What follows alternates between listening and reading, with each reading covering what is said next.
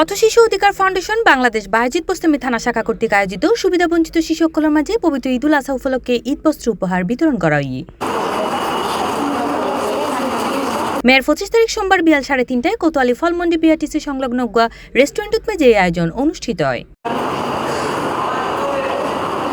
পথ শিশু অধিকার ফাউন্ডেশন চট্টগ্রামের বায়েজিদ বোস্তামি থানা শাখার সভাপতি মোহাম্মদ সবুজ হোসেনের সভাপতিত্বে এবং সাধারণ সম্পাদক মোহাম্মদ আনোয়ার হোসেনের সঞ্চালনায় উদ্বোধক হিসেবে উপস্থিত আছেন সময়ের নিউজের সহ সম্পাদক মোহাম্মদ হোসেন। এই সময় প্রধান অতিথি হিসেবে উপস্থিত আছেন পথ শিশু অধিকার ফাউন্ডেশন কেন্দ্রীয় কমিটির প্রধান উপদেষ্টা এসকে খোদা তোতন। প্রধান আলোচক হিসেবে উপস্থিত আছেন অত্র ফাউন্ডেশনের চেয়ারম্যান লায়ন মোহাম্মদ আলী এবং মুখ্য আলোচক হিসেবে উপস্থিত আছেন প্রতিষ্ঠাতা মহাসচিব মোহাম্মদ আলাউদ্দিন আরাফাত।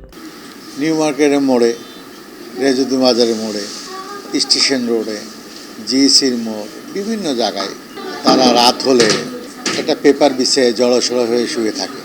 তো এই শিশুরা আসলে পরিবার পরিজন হারা, অনেকের বাপ মা থাকলেও নেই, অনেকের বাপ আছে মা নেই, মা আছে বাপ নেই।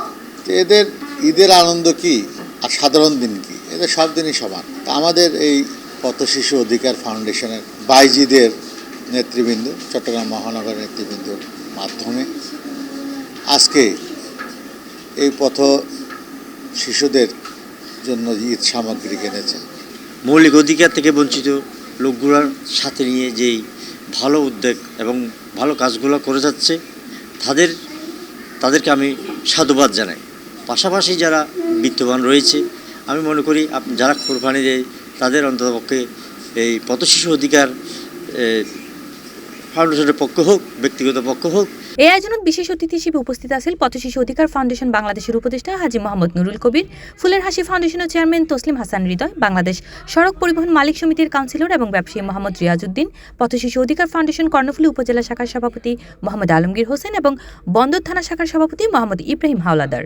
এবং এই আয়োজনের সার্বিক সহযোগিতায় আছিল পথ শিশু অধিকার ফাউন্ডেশনের কেন্দ্রীয় কমিটি। আজকে আমাদের এই অনুষ্ঠানের মাধ্যমে আমরা সমাজের বিত্তবান যারা আছে তাদের প্রতি আমরা বিশেষ অনুরোধ জানাবো যে তাদের জায়গা থেকে যতটুকু সম্ভব নিজ নিজ যে জায়গাগুলোয় পথ শিশু অবহেলিত যারা আছে, সুবিধা বঞ্চিত অসহায় যে মানুষগুলো আছে, তাদের পাশে দাঁড়িয়ে যেন মানবতার দৃশ্যবিন স্থাপন করেন।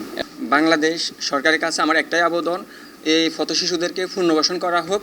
তারা রাস্তায় পড়ে থাকে, আপনার শিক্ষার ব্যবস্থা, বিশুদ্ধ পানি এবং এই চিকিৎসার মান উন্নয়ন, তাদের এক কথায় ওনারা একদম অবহেলিত। অনেক বিত্তশালীরা রাজনীতিবিদ আছেন, তারা যদি ওদের দায়িত্ব নেয়, আমি মনে করি তাদের মান উন্নয়ন অনেক ক্ষেত্রে এগিয়ে আসবে। টিভি চট্টগ্রাম।